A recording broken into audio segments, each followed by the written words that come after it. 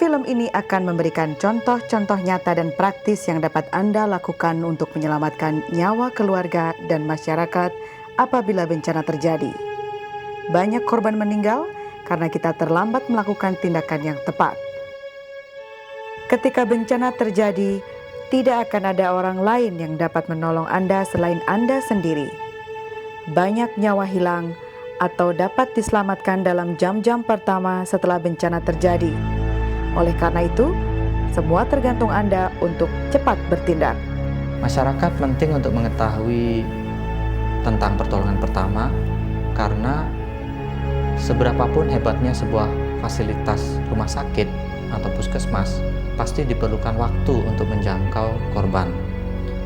Nah, waktu yang diperlukan ini seringkali merupakan saat yang paling kritis bagi korban. Apabila dalam waktu yang kritis ini masyarakat bisa memberikan pertolongan yang baik, maka hasil akhir dari korban akan menjadi lebih baik daripada menunggu pertolongan medis tiba di tempat.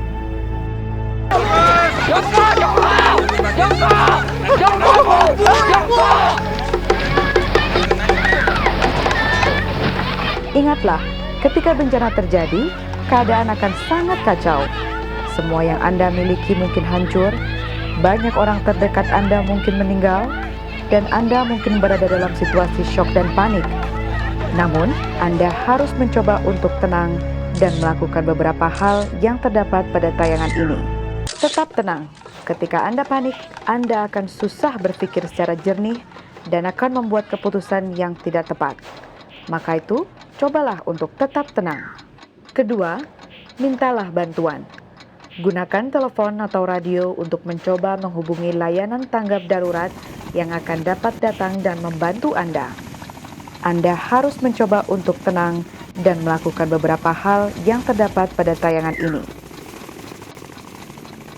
Trias adalah proses mengevaluasi korban agar mereka yang paling memerlukan bantuan dapat ditangani terlebih dahulu.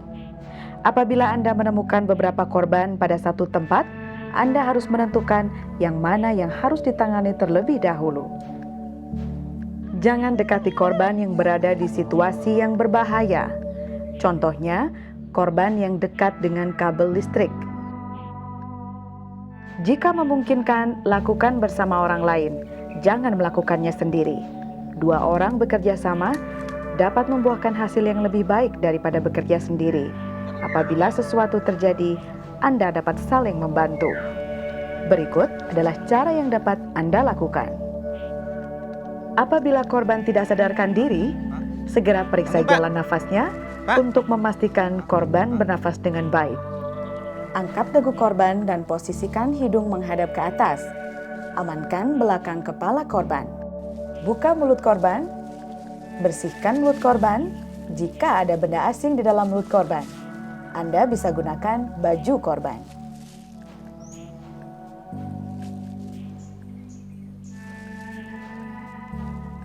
Tekan kuku tangan korban.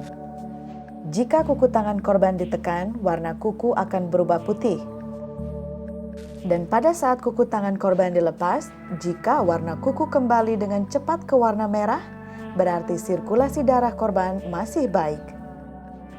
Dengan melakukan kajian tiap-tiap orang dalam satu area dengan cepat, Anda segera bisa menentukan siapa yang paling membutuhkan bantuan dengan segera.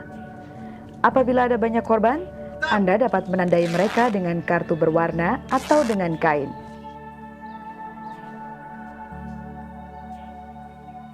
Ada 4 warna kartu atau kain yang digunakan untuk membedakan kondisi korban. Hijau untuk status non-kritis, yang berarti korban masih dapat menunggu perawatan. Kuning untuk korban yang memerlukan perawatan dengan segera. Merah untuk korban dengan kondisi kritis dan memerlukan perawatan langsung. Dan hitam untuk korban yang meninggal atau tidak mempunyai harapan hidup kembali. Lihat keadaan mulut korban dan naik turunnya dada korban. Dengar suara hembusan nafas korban dengan meletakkan telinga di antara mulut dan hidung dari korban. Rasakan hembusan nafas korban dan naik turunnya dada korban dengan menyentuh lembut dada dan perut korban. Jika korban bernafas dengan baik, panggil bantuan dan korban diarahkan ke posisi pemulihan. Penolong mengambil posisi jongkok di samping korban dan sejajar dengan bahu korban. Periksa benda berbahaya yang ada di tubuh dan kantong korban seperti kacamata atau benda tajam lainnya. Posisi pemulihan bertujuan untuk menjaga saluran pernafasan ketika korban sudah bernafas namun tidak sadarkan diri. Arahkan salah satu tangan korban menyilang ke arah bahu korban. Arahkan tangan korban yang lainnya sejajar dengan bahu korban. Tekuk kaki korban yang terdekat dengan posisi penolong. Dorong korban secara perlahan, di mana bagian kaki teratas akan menstabilkan posisi badan korban. Perbaiki posisi kepala korban. Ini untuk mencegah jika korban muntah, maka muntahan korban tidak masuk kembali ke mulut korban. Ini butuh perawatan, tolong. Jika ada kecurigaan terjadi cedera tulang belakang, lebih baik Anda menunggu bantuan medis, karena dapat berakibat korban menjadi cacat atau lumpuh. Cara pengangkutan korban tanpa tandu.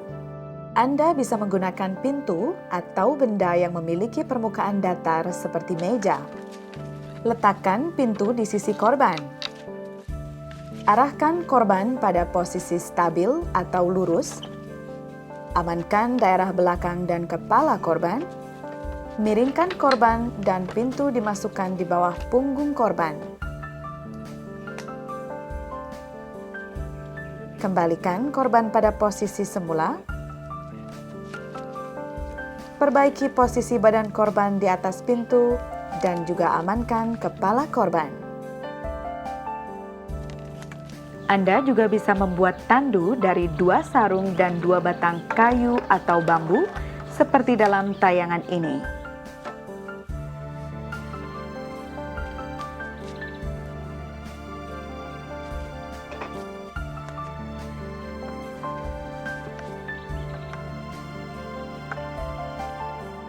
Cara pengangkutan 4 orang tanpa tandu atau alat. 3 orang penolong jongkok di satu sisi korban dan 1 orang mengamankan kepala korban. Masukkan tangan penolong ke bawah tubuh korban. Dengan aba-aba dari 1 orang, 1, 2, 3, ya. para penolong mengangkat 1, 2, korban 3, secara ya. bersamaan. 1, 2, 3, ya.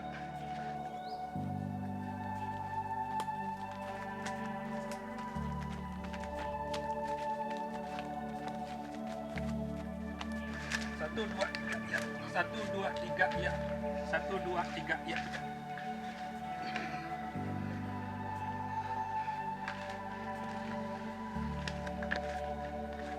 Ya. 1, 2, 3, ya. 1, 2, 3. Cara pengangkutan dengan selimut. Lipat kain dengan menyerupai huruf S atau lipat menjadi 3 bagian. Letakkan selimut di sisi korban, amankan kepala dan leher korban, kemudian miringkan badan korban. Masukkan selimut ke bawah badan korban, letakkan korban ke sisi semula,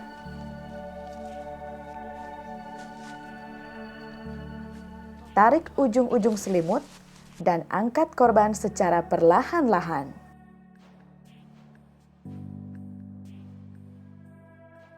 Cara pengangkutan sendiri. Amankan belakang kepala dan leher korban.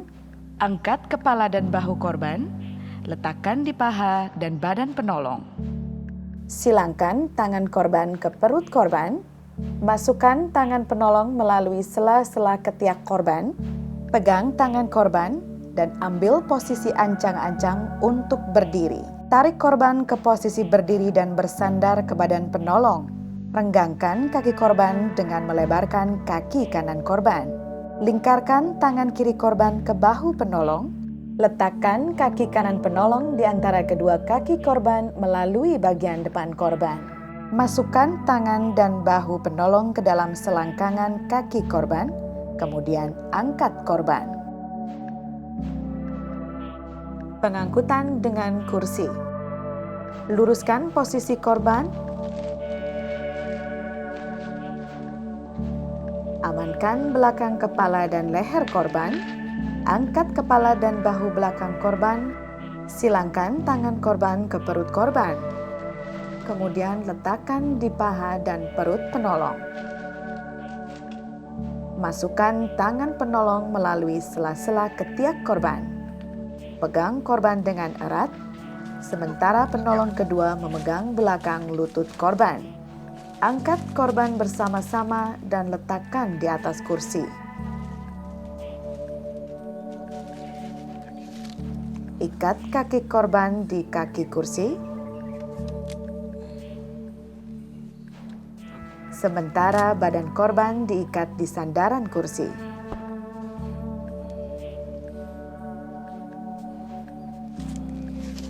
Penolong pertama memegang sandaran kursi dan penolong kedua memegang kaki kursi. Kemudian angkat korban bersama-sama. Apabila Anda curiga terjadi cedera pada tulang belakang atau leher korban, jangan coba memindahkan korban sebelum bantuan medis datang, karena dapat berakibat cacat terhadap korban. Cara merawat luka. Selalu gunakan sarung tangan plastik pada saat menolong korban dengan pendarahan, dan jika tidak ada, gunakan kantung plastik bersih untuk melindungi tangan Anda.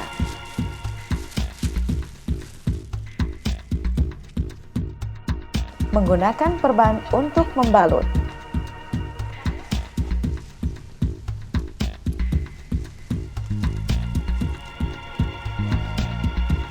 Perban bisa digunakan sebagai penutup, pelindung luka sebelum dibalut untuk mengendalikan, menyerap, dan menghentikan pendarahan, mengurangi rasa perih, serta mencegah infeksi dan luka lebih lanjut.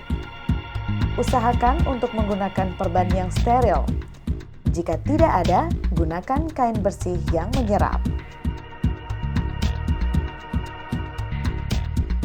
Tutup perban dengan kasar sampai seluruh perban tertutup rapat.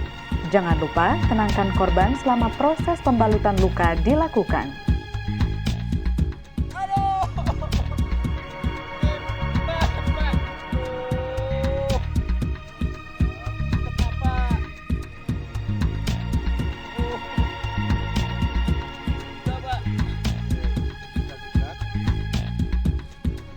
Potong ujung perban menjadi dua dan ikat kedua ujung perban tersebut.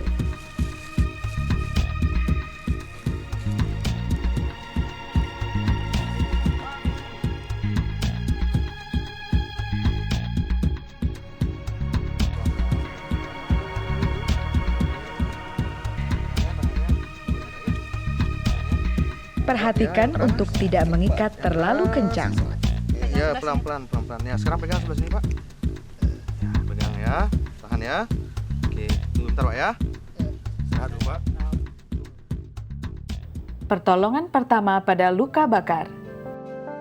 Aliri dengan air biasa selama 10 menit. Anda bisa menggunakan air mineral dalam botol yang dilubangi bagian atasnya. Jangan memakai mentega, pasta gigi, dan bahan yang berlemak untuk mengoles luka bakar. Dan jangan memecah gelembung yang terjadi pada luka bakar. Kemudian tutup luka dengan kompres lembab. Diamkan beberapa saat dan tutup luka dengan perban atau kain bersih yang tidak lengket. Pastikan perban atau kain menutupi daerah kulit yang terbakar.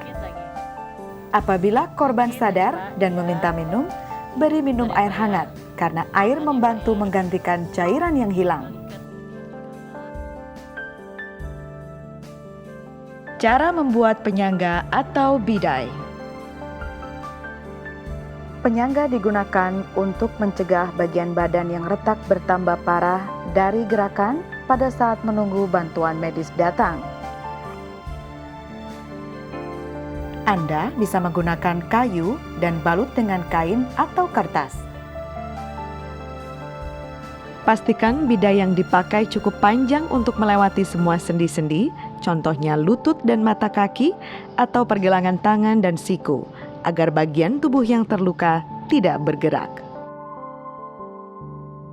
Perhatikan 3 hal berikut pada saat Anda menggunakan penyangga pada korban. 1. Usahakan bagian yang terluka tidak bergeser saat memasang penyangga.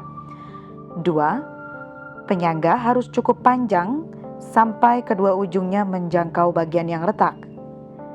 3. Periksa pengikat penyangga setiap 15 menit untuk memastikan bahwa sirkulasi darah tidak terganggu. Berlatihlah dengan sungguh-sungguh untuk dapat melakukan hal-hal ini dengan benar. Karena dengan cara-cara ini Anda bisa membantu dan menyelamatkan korban-korban bencana. Pertolongan pertama perlu dikuasai oleh masyarakat umum, karena dengan pengetahuan tentang pertolongan pertama, yaitu pertolongan yang kita berikan saat pertama kali mendapati korban, kita bisa meningkatkan outcome atau kemungkinan hidup dari korban. Mungkin dengan pengetahuan pertolongan pertama kita tidak akan menurunkan jumlah korban, tetapi kita akan meningkatkan peluang hidup dari korban bencana.